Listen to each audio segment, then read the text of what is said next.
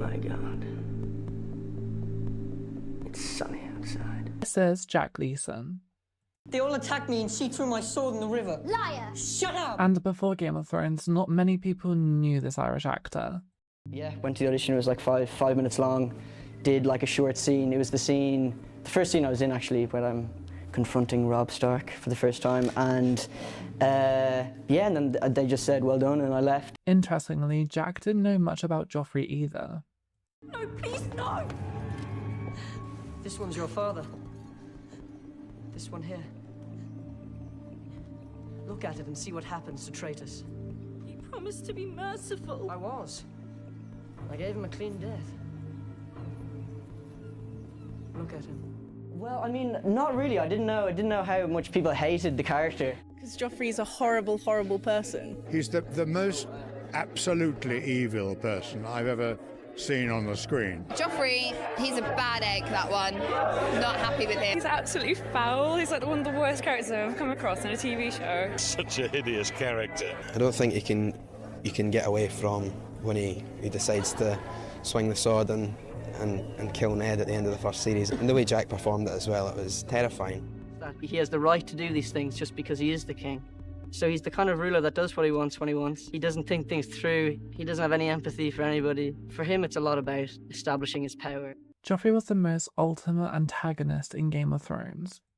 And Jack played the part to perfection. Traitors! I'll have all their heads! Oh, you blind, bloody fool! You can't insult me! We've had vicious kings, and we've had idiot kings, but I don't know if we've ever been cursed with a vicious idiot one. You can't! I can, I am! They attacked me!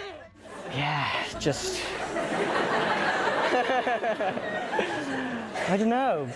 It's a good question. I mean, a lot of it, to be honest, a lot of it comes from the character itself. You know, I think any actor worth their salt, with the really good writing and the actors acting opposite you, create the character. You know, it's not just your own ability, and also, you know, the costume and the crown, and it's not just the actor that kind of creates the character. So. King Joffrey, really, like, there are no redeeming features whatsoever to this guy, sure there aren't? Pretty much no. I mean, I suppose I'd like to try and defend him in any way possible, but I'd have a pretty hard job of doing it. I suppose he's simply the kind of product of his context and of his family. And I love that you've gone with the social worker argument. It's his upbringing, basically. Well, it's kind of like nature versus nurture argument, but in terms of redeemable qualities, there wouldn't be many. Jack's acting was phenomenal that the viewers were really happy to see the character go, which tells you that you've done a great job portraying a really hateable villain.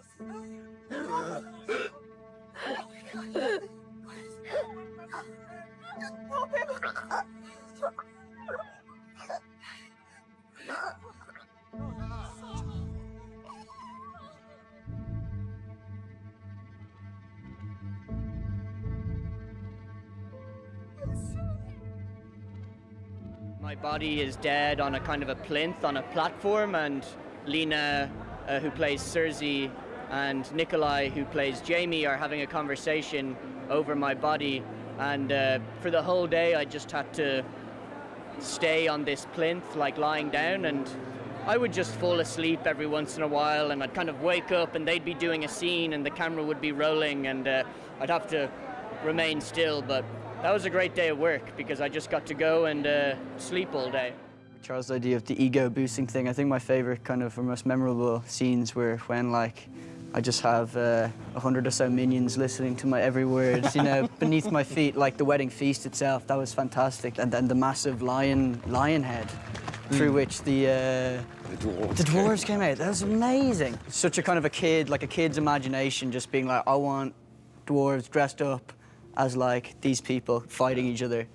Yeah, that was very memorable. It's like Joffrey's MTV Sweet 16. Yeah, 100%. But when you play a character as evil as Joffrey, you cannot get over it quickly, which explains why Jack took a break from acting after Game of Thrones. Many who try to climb it fail, and never get to try again. The fall breaks them. I had no predictions or expectations of all the attention, invitation to events, and of course, all the cocaine and that awaited me around every corner. The Joffrey character is a good character. He's so evil. It must be fun for Jack. He seems to have a lot of fun anyway. It would be Joffrey. It would be Joffrey, definitely. I love him. I love him. But there was another actor who left a lasting impression on audiences. Speaking for the grotesques, I'd have to disagree. Death is so final, whereas life is full of possibilities. Peter Dinklage, but landing that role was a long time coming. I told myself, the next acting job I get, no matter what it pays, I will, from now on, for better or worse, be a working actor. Between these characters, because of who Tyrion is, how flesh and blood he is. It's the most realistic show that I've ever done that also happens to have dragons and dead people walking around in it. I've always wanted to see the wall. No, I was kind of cynical, like, this is great, and nobody's gonna go for it. I don't want to know what happens to me down the road. I'm terrified, and I don't want to play any sort of ending when I'm doing this show. But, yeah, I just wanted to not be a fantasy dwarf. I wanted to, like, not to be crass, but I wanted to have a I can't stand the wailing of women. One word, and I hit you again. I'm telling Mother. Go. Tell her. And we didn't have any money, truly. I mean, it's all relative. We had some money. But even at the end, if you visit our base camp, our trailers were the same as they were in the first season. It was really, and I think that's what made the spirit of all of us come together so well, and the crew. Pete and Nikolai, I love working with them. There are two people in King's Landing who can give an order to a king's guard. Did you, or did you not, order Sir Mandan to kill me? Him.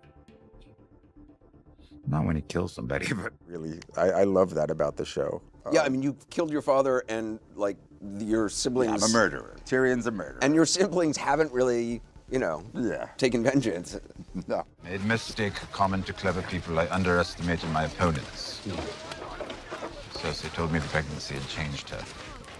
Chance for you both to start again, and I believed her. Tyrion was one of the most strongest, most layered, and most loved character on the show. Fuzzy feeling of being involved in something great.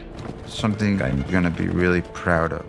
Everywhere she goes, evil men die, and we cheer her for it.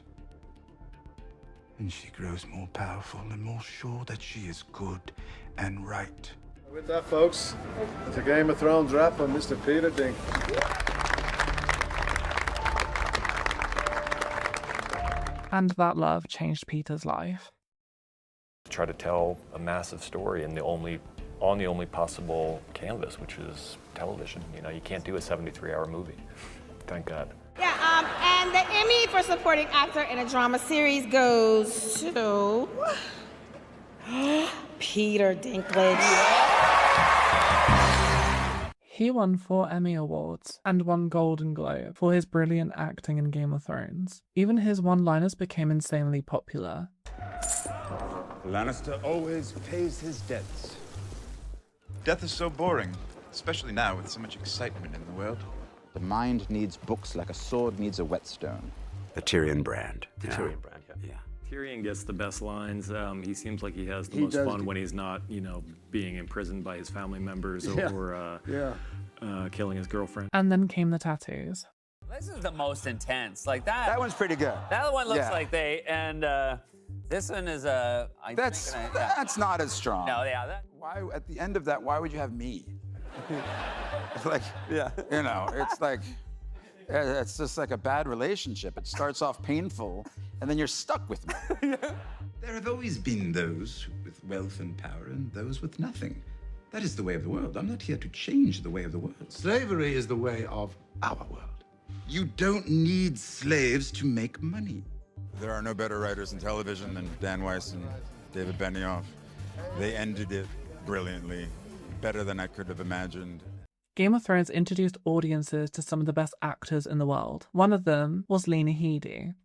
I remember very clearly the pilot. We shot in Scotland, and I was like, this could just be a pilot, you know what I mean? Another job that doesn't go anywhere.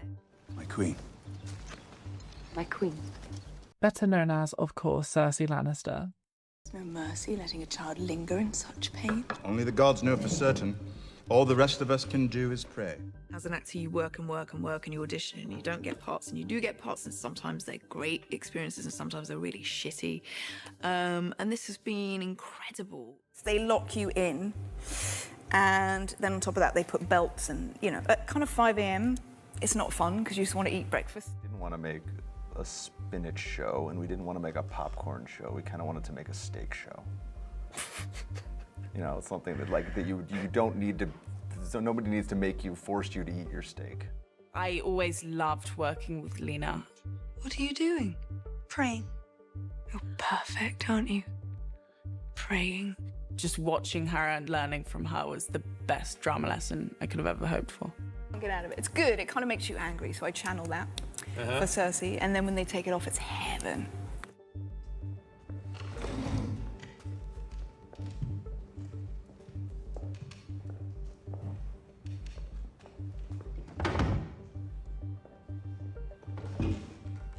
Lena hadn't read the books. It's interesting to get different takes on characters. And then, of course, we have the words from David and Dan. So I let it unfold. I kind of like to be surprised. But still, she brought real depth to Cersei's twisted, arrogant, Machiavellian character. Is this meant to be your shield, Lord Stark? A piece of paper?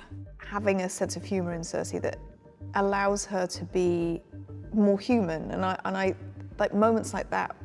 She's never been happier, but that's funny to watch in a twisted way, because those are her joyful moments when she feels like she's on top of everything. Long may she reign. What do you think motivates Cersei? Is it to be on the Iron Throne? Does she want it for herself? Yes. I think that's undisputed for her. She's like, absolutely 100%, that's mine. What did our brother have to say? Daenerys wants to meet. To discuss her surrender. To discuss an armistice. She just won a great victory. Why would she want a truce now? It just doesn't work if every year we started fresh and thought, okay, now where are these characters going to go this year? It has to be. It's the kind of story that just needs a long-term plan. It's been absolutely life-changing to take a character through 8 years of evolution. I mean, it's just been brilliant, you know. I'm incredibly grateful. You know how it ends. Yes, I do. Tell us now, good queen. I took the throne. You took the throne. Just popped it in my bag. No, I didn't take anything. But when you play a character like Queen Cersei, it's hard to not get hate. If you have any last words, now is the time.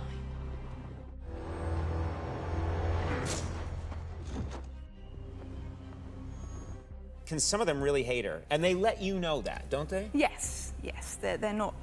I mean, I guess it's a compliment. You know, when you're buying a table and someone's like, "You that bitch." But even Lena handled the hate with style. You have such a way with words. I wonder if you'll be as clever when I have your tongue ripped from your throat. Another actor who wowed us was Emilia Clarke. What if I should never find someone so incomparably suitable and wealthy? I don't want to be his queen. I want to go home. Do that for me. That's anything for you. Dido.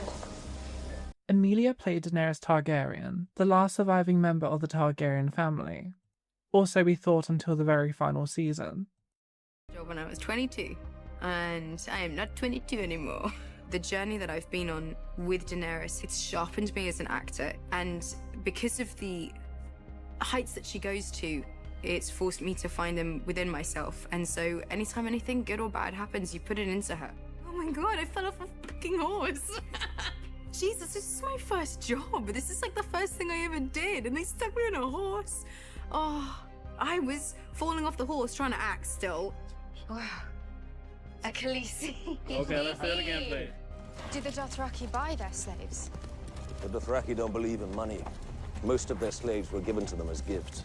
From whom? If you rule a city and you see the horde approaching, you have two choices: pay tribute or fight. An easy choice for most. A massive role. And pulled it off. And the most beautiful thing about Emilia, she has no idea how good she is. She genuinely has no idea. I mean, season 1 had a number of challenging scenes, which I'm sure I don't need to explain in any further detail. He's an incredible actor, and he is an incredible mentor. He's just helped me as a person on a really real level. I'm gonna start to cry. This is ridiculous. What are they doing? Malako says the statue is too heavy to carry. Cavarro says that Malako is an idiot. Very soft. He can chop off as much as we can carry. Iwisaki mai, the sise. Kishinevaki mai. Jelas was verani mai, was tavi mai, was ivisi mai. Emilia's very good because she has to do reams of it. Season 3, Getting the Unsullied, was the first time that I, Emilia, got to be, you know, like, bitch and badass. Nigei Daenerys gel masmo hen Targaryen lentrat. Dracarys. It was really cool. When I was butt naked on a cliff, wearing not very much, I had to be carrying them, but it got to the point where I had to strategically carry them to cover my lady parts. Daenerys is the perfect combination between kind and cruel, and Emilia made it look effortless. What? They'll pray for my return, they'll wave dragon banners and shout my name. That's what my brother believes, and he was a fool. You are not your brother. Trust me, Khaleesi. There it is. Trust me.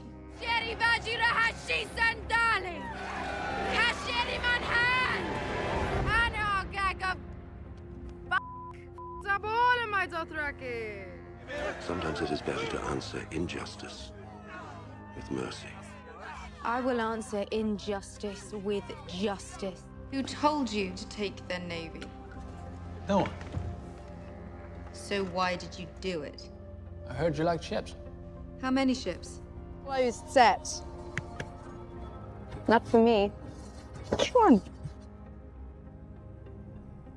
It's not usually locked. Let's just It's okay. We'll go around the back. Super duper fan when the elevator doors opened and this woman was just like, Khaleesi, and then the doors closed and then I left. But almost no one expected the Daenerys arc to end the way that it did. Be a fool. Some people will be like, and some people will be like, and some will be like, and some people will just be screaming, and some people will be crying. And If you start listening to every criticism, it'll tear what you do apart, because the criticisms are, many of them, mutually exclusive to people. Not even Jon Snow. We see Jon with his hand still on the hilt of the dagger he just lodged in Dany's heart.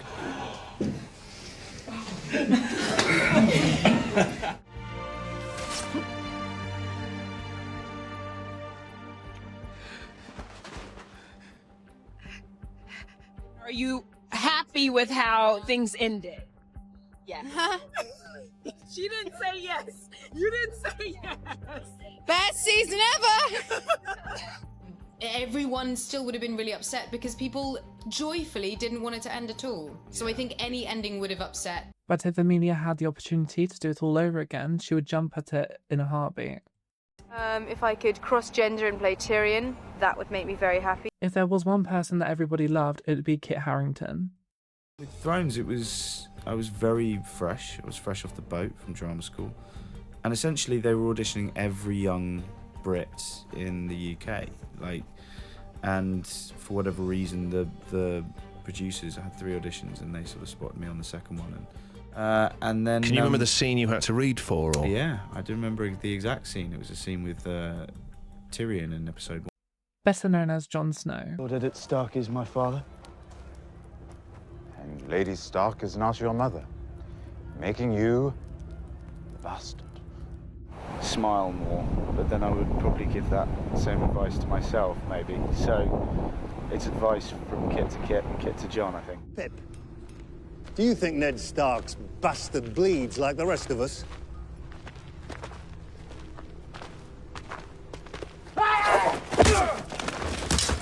Myself, when I got the part, and you know it's based on books, I read them very quickly actually, because I just wanted to know what happened to my character, and I then got way too ahead of myself. He's sort of one of the good people, if there are good people in there, I think.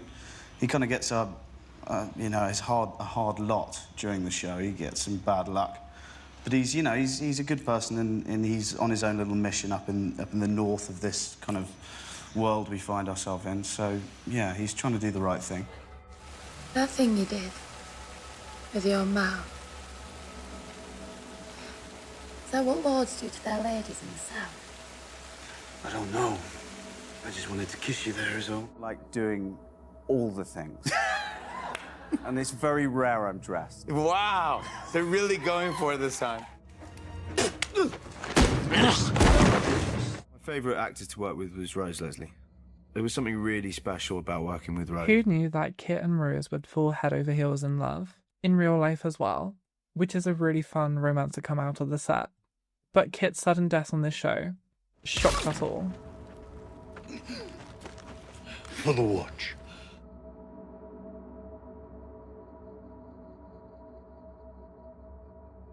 As long as you have enough characters left that they like, one or two go missing. Yeah, if they all died, it would be a problem. Rebirth? Yeah, that helps. Make the show a lot easier to produce. Good thing though he came back from the dead.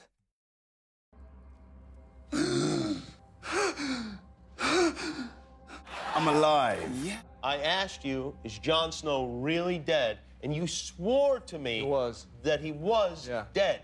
He was. He was. Dan, George Martin, the writer, a couple of producers at HBO, and now you know. And you can't tell your mum, you can't tell your dad, you can't tell your brother, you can't tell your friends. So no one knew? No one knew. You didn't tell anyone else? I told mum and dad straight away, Yeah, of course. I was driving too fast, actually. I was being a bit naughty. I was going over the speed limit. Yeah. And I feel the sirens go off behind me.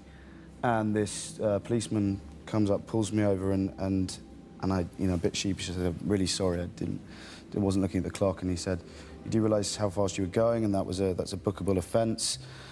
And I said, yes, I'm very, very sorry, sir. And he said, look, there's two ways we could do this. You can either follow me back to the police station now and I book you in, or you can tell me whether you live in the next series of films. They think you're some kind of god. The man who returned from the dead. I'm not a god. I know that. And once he came back, Jon was unstoppable.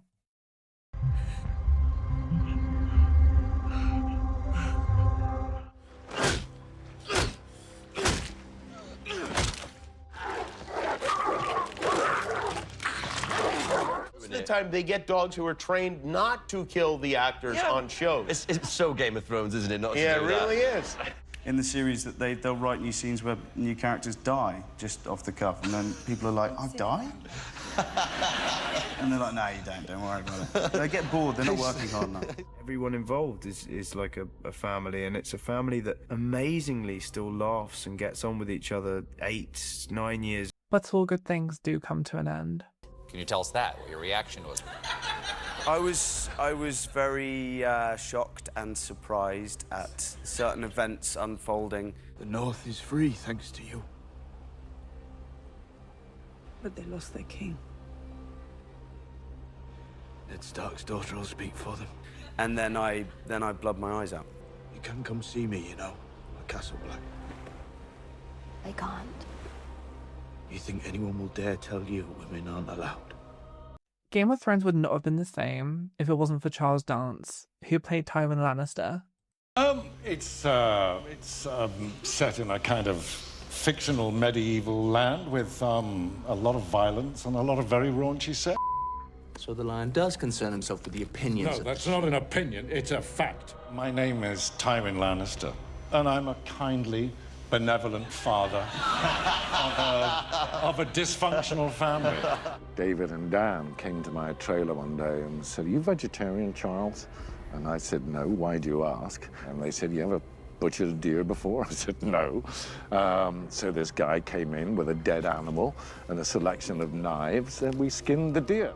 Lannisters don't act like fools. Tywin himself is a man of principle. There might not be your principles or my principles, but he is a man of principle, and he is aware of his position in this feudal society in which Game of Thrones is set. A lot of people have described him as being a bad guy. I don't actually see him as a bad guy. He's strong, he's enigmatic, and he doesn't smile very much. He joined the team as a guest star, but by season 2, he was a permanent member of the cast. Allow the audience to see a little bit of what's behind Tywin Lannister, which is very clever. Girl, where are you from? Maidenpool, my lord. And who are the lords of Maidenpool? Remind me. House Mooton, my lord. And what is their sigil? A red salmon. I think a Maidenpool girl would remember that. Because it means the audience is saying to the little girl, don't kill him yet, because there's something strange going on here. We're going to find out a bit more about this character. It was in a tent. It was in a tent that was in a field at freezing. 3 o'clock in the morning. Yes. Bitterly cold. And I thought, why are we in this tent? There are no shots outside the tent. This tent could be set up on the studio floor and we could all be warm. He's very, very clever. She's kind of streetwise, is that girl. And Maisie, who plays her, is just a complete joy to work with. But yeah, I mean, there were times when, you know, she was wrong-footing Tywin, but I think she commanded his respect because of that. Put the book away, girl.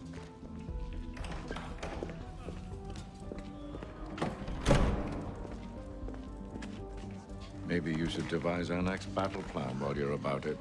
Dance's performance brought Tywin to life, and the audience ate it up.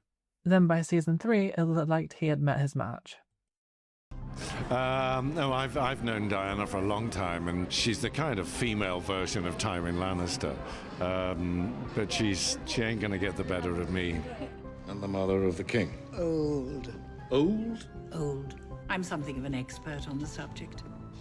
Her change will be upon her before long. I'll spare you the details of what will happen then. You men may have a stomach for bloodshed and slaughter, but this is another matter entirely. But Dance proved why Tywin is the real mastermind. If you refuse to marry Loras to Cersei, I will name him to the King's Guard. I'm sure you're familiar with the King's Guard's vows. He will never marry. He will never have children. No.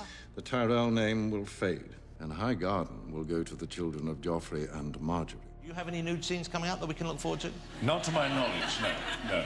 Would you happily shed the skin for that? I think it would be a bit inelegant at my age. I'd like to see it.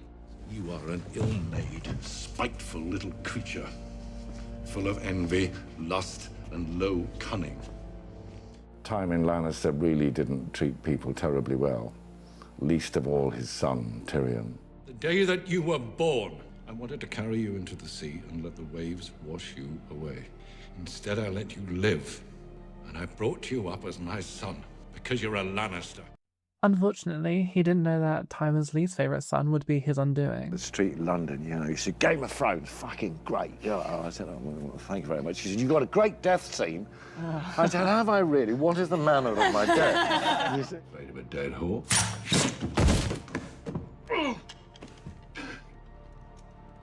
You shot me. You're no son of mine. I am your son. You were ruthlessly and somewhat humiliatingly killed off by your son, weren't you, on the loo? Ungrateful little stuff. I mean, really, after all I'd done for it.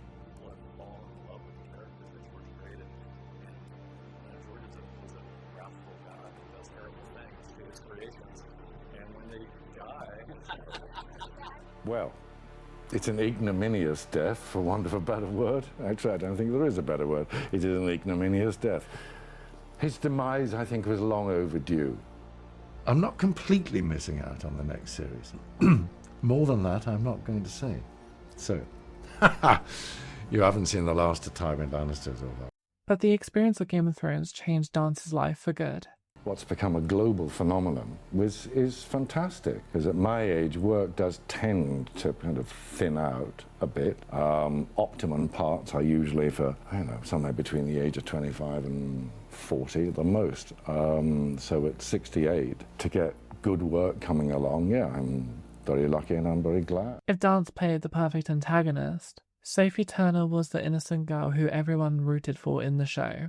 I hate riding. All it does is get you soiled and dusty and sore. Anyway, you're not supposed to leave the column anymore. Father said so. Father said so. I'm Sophie Turner and I play Sansa Stark. Hello, little dove. But you are a beauty. How old are you? 13, Your Grace. You're tall. Still growing. I think so, Your Grace. And Sansa's this beautiful, kind of perfect young girl, and the kind of young girl that would never look at the Hound, really, and would always just, avert her eyes and walk quickly in the other direction. So partly because of that, I think he's attracted to her because she's represents the thing he can never have. The sort of girl that believes in princes. When would we be married? Soon, or do we have to wait? Very beginning of the show, she's a highborn, noble Sophie was young just lady. 13 when she joined the cast of Game of Thrones. At the auditions for Game of Thrones, and we were screen testing together, there was just chemistry. It was a chemistry reading, and there was undeniable chemistry. Already hired Maisie, I guess, and we were looking for Sansa, and we made Maisie read with Sophie as a chemistry read, which usually they do with, the man and woman in a movie, like a kind of a romantic chemistry, and this was a sisterly, almost a sisterly anti-chemistry because they didn't like each other at all, and just knowing that these two were, that was it, that was Arya and Sansa. Pie flicking thing, the pigeon pie. Pigeon pie on that. Arya flicks pigeon pie at me, and I remember overacting the hell out of that scene. Arya! And everyone laughing at me. Stop it, both of you! You're spoiling it, you're spoiling everything! I don't know, I don't remember. Everything happened so fast. And there was no looking back for there on in. I was at the pub with my parents, and it was this boy, and he was so attractive, very hot, probably about 4 or 5 years older than me. And he came up to me and he was like, hey, I'm a big fan, can I get a picture? And of course I said yeah, and then for the rest of the meal I was just pining over him, watching him like a hawk from the other table at the pub. Shocking scene that I didn't see coming. Stop him, stop! From then on, I started to distrust the show as to whether they'd kill my favorite character or not. By pleading with the king, he gets his head cut off, people blame her. I don't know why. She's 13. It's harsh. Because the truth is always either terrible or boring. Lovely day for it. I think, yeah, she is totally learning, and this season I don't think she makes any stupid mistakes, which is good. She's working her way around, she's learning the politics. And some are given a chance to climb, but they refuse. They cling to the realm, or the gods, or love. I suppose it doesn't really matter which Lannister puts the baby into you. Maybe I'll pay you a visit tonight after my uncle passes out. Joffrey is studying theology at university, and he's probably the nicest person, the nicest actor on the show. Or write fake scripts to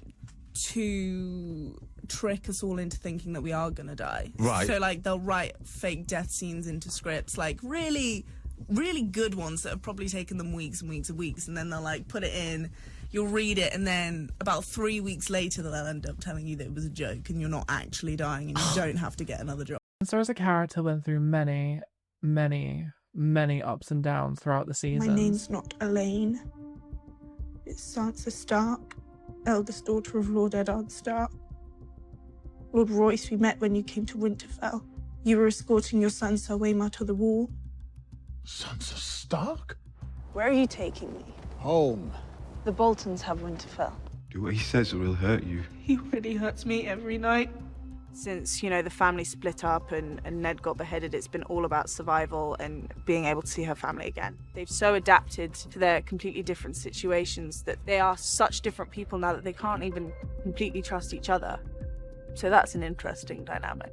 All of season 6 was mapped out in incredible detail, and we didn't go back and make changes because of criticism for it. As Dan said, everything where Sansa was going, it just wouldn't work. I mean, I think the reason this season worked for a lot of people is that things kind of clicked into place that had been set up for a long, long time, for many seasons. By the end of the final season, Sophie was a different person. That was a long time ago. I've seen much worse than you since then. Some people will be satisfied and others not so much. Been not only a family to me, but I've grown up with these people. I've changed so much as a person because of these people. Another person who grew up on the set of Game of Thrones was Maisie Williams. I'm not. I'm running a street lighter. I'm going to Ruby. We all know as Arya Stark. I mean, I was definitely like a child, but I was like, I'm grown up now, but I like would 100% get gravy and peas all over my dress. Yeah, you would. It's quite an Arya thing to do, though. Yeah, it was very on brand. Filthy little bitch! I didn't see. Liar!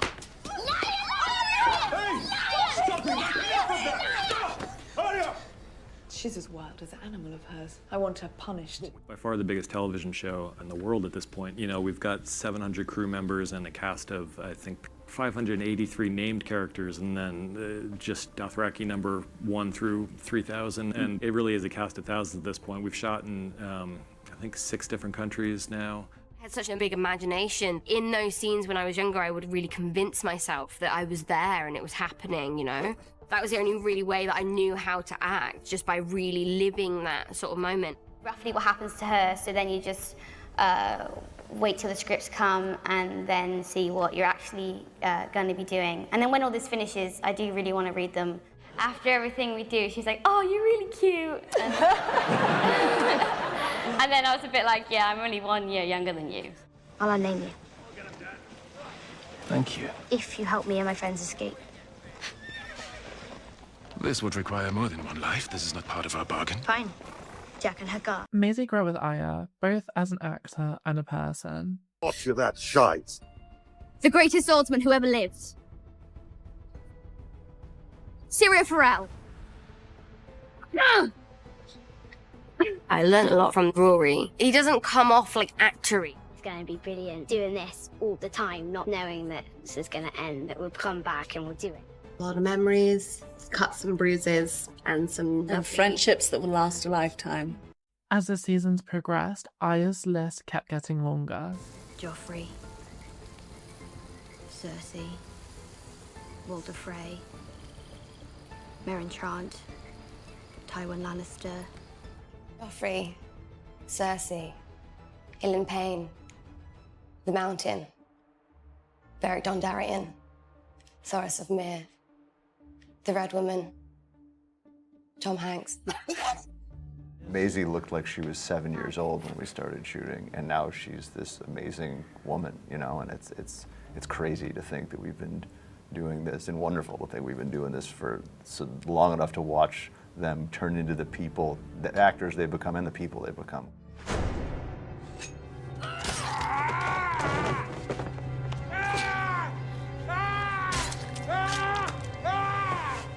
I can't see!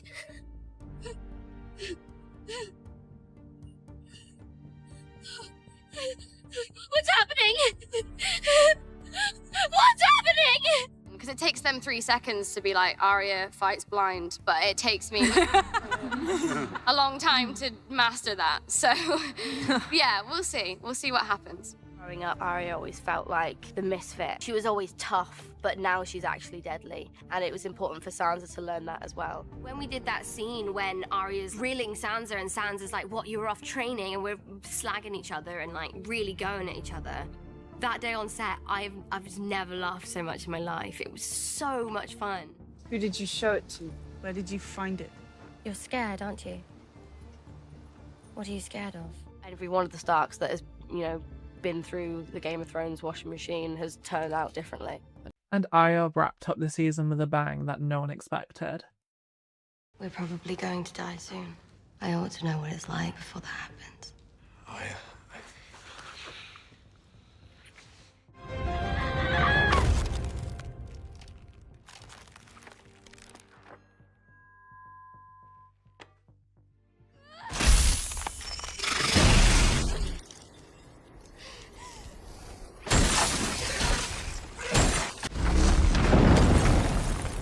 Arya.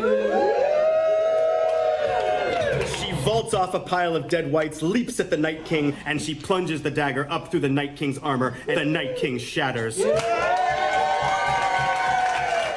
Bran know that Arya was going to kill the Night King? Possibly. 100% gonna miss that. I'm still not done with like mourning her. We can't talk about that. I'm gonna cry. Leave in the comments which your favourite was, and also make sure to like and subscribe.